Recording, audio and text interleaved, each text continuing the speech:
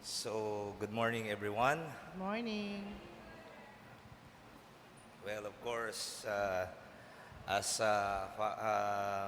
Mom Del's always saying, God is good All the time. all the time. Yan. God is good. Sa akin naman, all glory to God. Ayan.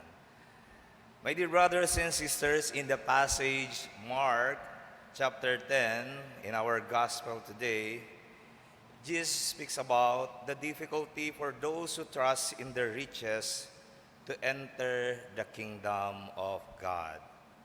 And Jesus uses the analogy of a camel trying to pass through the eye of a needle. Literally, hindi natin to maiintindihan, no? Imagine, hayop, yung camel, ay mahihirapan daw pumasok doon sa butas ng karayom, no? Meron bang nakakaalam ng explanation bakit yun yung ginamit ni Jesus? Because during the time of our Lord, merong isang malaking gate, no? At ang tawag nila dyan, yun nga, yung parang the eye of the needle. Ngayon, pagka papasok dyan, itong mga traders, papasok sila doon sa gate na yan. Ang ginagawa ng mga traders, going to the other side, ay nag-a-unload sila. No? Tatanggalin yung, kasi nga ang ginagamit nila sa pangangalakal ay yung camel with their luggages. So ang gagawin dyan, payuyukuin yung camel and then tatanggalin yung mga karga-karga, i-unload and then tsaka papasok sa gate, no? And then tsaka uli, pag nakapasok na, tsaka uli ilalagay. So look at the example or the analogy of Jesus. Anong ginawa? Pinaluhod yung camel at tinanggal yung luggages, no? And of course, ito yung magandang pagnilaya natin with regards to our gospel today. No? Paano tayo makakapasok sa kaharian ng Diyos? In this passage, yung pagluhod ng camel, it represent what? Our humility. No? Kababaang loob. Number one, kailangan tayong yumuko, no? Para makapasok tayo sa kaharian ng Diyos at mag-unload. The meaning behind Jesus' word is rooted in the dangers of placing one trust solely in material wealth and worldly possession. And Jesus highlights the potential obstacles that wealth can present in one's spiritual journey. Kaya nga ito yung challenge ngayon sa atin. When individuals place their complete trust in their riches, it becomes harder for them to recognize their need for God and to surrender their lives to Him. If you still remember, a while ago, sabi ni Ma'am Del kanina, kaya nag-note ako, Saint Peter or their family, from nothing to where they are now. Am I right? Nagsimula sila sa wala. But sinabi din niya, putting our trust in the Lord. Ipinagkatiwala niya yung kanyang sarili, pinagkatiwala niya ang kanyang buhay, at minention pa niya with the 5 Pogis boys, yung kanyang mga anak, no? Sa Panginoon, kay God. Putting our trust to God. Very important. At sabi pa niya, nothing is impossible to God and nothing to ask more. So napakagandang ilagay natin ito sa buhay din natin. Look at them from nothing to where they are now. I don't want to use from nothing to success. Do you claim that you are now successful? I don't want to use success, but from nothing na ngayon, they were so blessed. Anong mas magandang pakinggan? From nothing to success or from nothing but now they were so blessed? Look at the difference. Kapag tayo ay nasa Panginoon, yung mga words na ito ay napaka-importante. Bakit? Kasi it shows always our humility. Kaya nga, napakaganda, no? Sa buhay din natin, and I always using this, madalas nakikita ko, kapag nagiging successful na ang isang tao, at kayo, kapag yung mga anak ninyo, yung mga family members nyo, nakapasa sa isang magandang pagsusulit or examination, and they were having all those possessions also, and they you congratulate them, and you're saying, I am very proud of you. Yan ang lagi nating ginagamit. Isn't it? I am very proud of you. I am very proud of my son who passed on his exam. But rather, I am so blessed. No? Napakagandang gamitin natin lagi na tayo ay blessed. Kesa dun sa, I am so proud. Proud ako kasi ito na yung narating ko. If we're always using proud, ano ang equivalent ng proud? Pride. Kayabangan. Nagmamalaki na tayo ngayon. Pero kung tayo ay nasa Diyos at gagamitin natin yung blessing na ibinigay niya sa atin, we are so blessed. Going back to our gospel, the attachment to material possession can hinder us from fully embracing the values and principles of God's kingdom. Sabi dito nung mayaman, gusto daw niyang makapasok sa kaharian ng Diyos. At sabi naman ni Jesus, okay, you can enter to the kingdom of God. Pero, sabi niyang ganon, sundin mo ang pinag-uutos. At sabi naman nung rich man, sinusunod ko po lahat ng kautusan. Well, good, sabi naman ni Jesus, no? But later on, sabi ni Jesus, you are lacking in one thing. Go, sell what you have, and give to the poor, and you will have treasure in heaven. Then come, follow me. At nung sinabi ni Jesus dito sa tao, medyo nalungkot siya. No? Nalungkot siya. Kasi nga, mag-a-unload na siya. Babalik na tayo dito sa sinasabi natin, dun sa camel. Kailangan niya, kung makakapasok o gusto niyang makapasok doon sa gate of heaven, magtanggal siya. Detachment. So the word detachment is very important to our Lord. And following after detachment, ano na yung susunod na sinabi ni Jesus? The act of sharing. So matuto ka na ngayong magbahagi.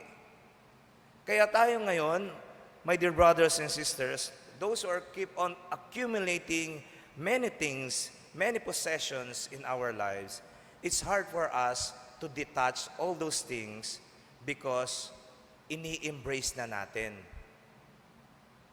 Gusto natin ito ng ito. Ito ng ito lagi, no? Yung makukuha natin. But it connects St. Peter, ano ang tawag dito? Motto? Yung laging sinasabi ni Ma'am Del or ng inyong community or ng inyong company. The perfect time to highlight most important of St. Peter's success. Ano to? Minention ni Jesus, what? Matthew chapter 6. Seek ye first the kingdom of God and His righteousness, and all these things shall be added unto you. Unahin natin lagi ang Diyos. At kung uunahin natin lagi ang Diyos, ang buhay ay magiging malinaw. Hindi tayo magiging alipin sa kayamanan. At kung anong meron tayo, at ang Diyos ang inuuna natin, anumang meron tayo sa ating buhay, magkakaroon tayo ng contentment. Magkakaroon tayo ng kapayapaan. Hindi tayo maghahangad ng marami, ng sobra-sobra. Bakit? Kasi mahal natin ang Diyos at alam natin we are so blessed. Ano man ang meron tayo ngayon sa buhay natin, alam natin God provides everything in our lives. napakahalaga na tayo sasabihin natin, hindi niya tayo pababayaan. Ano man yung hilingin natin. Sabi nga ni Ma'am Del kanina, nagdadasal ba kayo? Yes, of course. Pero kadalasan, kapag tayo ay nagdadasal, ano yung dinadasal natin? Mostly, yung mga needs natin. Isn't it? Lord, bigyan mo ko ng ganito. Lord, gusto ko ng ganito. Lord, sana magkaroon na kami ng ganito.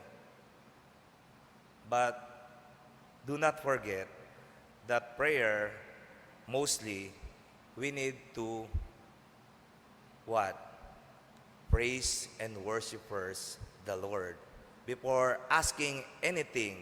Kasi kahit hindi kayo humingi, maniwala kayo sa akin, kahit hindi kayo humingi sa Panginoon, pero kung marunong kayo magpuri, magpasalamat sa Panginoon, ibibigay niya ang lahat ng pangangailangan nyo. At kung minsan nga, yung hinihingi natin, ano yung hinihingi natin? Simpleng bagay, ano ibibigay ni Lord? Sobra-sobra pa. Amen? Ang hiniling ni Ma'am Del, napakasimple lang. But look at you now. A simple community, but look at now. Ang laki-laki na ng network. But still, yung biyaya na ito ay hindi ipinagyayabang.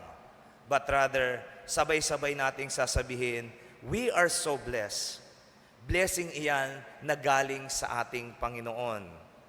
We humbly say, I am not so blessed. Thank you, God. Pero kung lagi nating sasabihin, Lord, salamat sa blessing na ibinigay mo.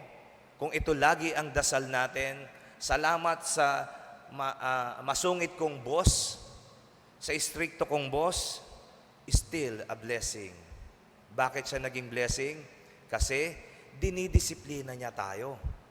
Tinuturuan tayo maging punctual. Kung lagi tayong late sa mga requirements, sa mga dapat nating isubmit, at lagi tayong sinasabon, it's still a blessing. At yung blessing na yan, sabi nga natin, kailangan nating tanggapin. Today's gospel serves as a cautionary reminder for us, regardless of our financial status, to examine the role that material possessions and wealth play in our lives. Kaya naghahanap buhay tayo, hindi lang para doon sa mga pangarap natin materially, but rather, kailangan din natin na sa bawat pagkakataon na binibigyan tayo ng blessing ni Lord, huwag natin itong angkinin. At kung meron mang pagkakataon na may nangangailangan, i-detach natin at i-share natin kung ano mang blessings meron tayo. That's why, ang buhay natin, kung si Ma'am Del naging madamot, nung nag-uumpisa pa lang sila, at to be exact, no, naging witness din po ako. Masyadong maliit pa ako noon. Although maliit pa rin naman ako ngayon, di naman ako tumangkad. Pero payat lang ako noon, no? When I was a member of St. Peter Community, nag-a-attend kami dyan sa may Quezon Ab. At na-witness ko, sumasama ako sa mga outreach program. Sabi ko, sino ba tong taong ito? No? Bakit ganito? Ang liit-liit lang naman ang business nila, no? Puninarya pa. Pero bakit every time, halos monthly, punta kami sa ganito, reach out kami ng reach out, no? Nag-outreach kami lagi, ang daming sineshare, ang daming and this is the fruit of sharing. At ito yung sinasabi ng gospel natin, no? Kahit sinusunod na natin ang lahat ng commandments, pero kung magiging madamot tayo, hindi natin kayang i-detach yung mga bagay na kung minsan sobra-sobra na sa atin, that's the danger. No? Kaya napakahalaga, my dear brothers and sisters, this is our challenge. To evaluate the extent of our reliance on worldly resources and to ensure that our trust ultimately rests in God rather than in material security or monetary gain. Hinihikaya tayo ni Jesus, katulad ng camel na magpakumbaba. Hinihikaya tayo ni Jesus na kung saan, kung nais nating makapasok sa kaharian ng Diyos, kailangan nating mag-unload. Kasi nga, kung masyado tayong nabibigatan, marami tayong kinikere, pinoposes ng mga material things sa buhay natin. Ang danger niyan, ito na yung nagiging focus natin sa buhay. Ito na yung nagiging motivation natin sa ating buhay. Nawawala na yung motto natin na Matthew chapter 6, yung unahin natin lagi ang Diyos.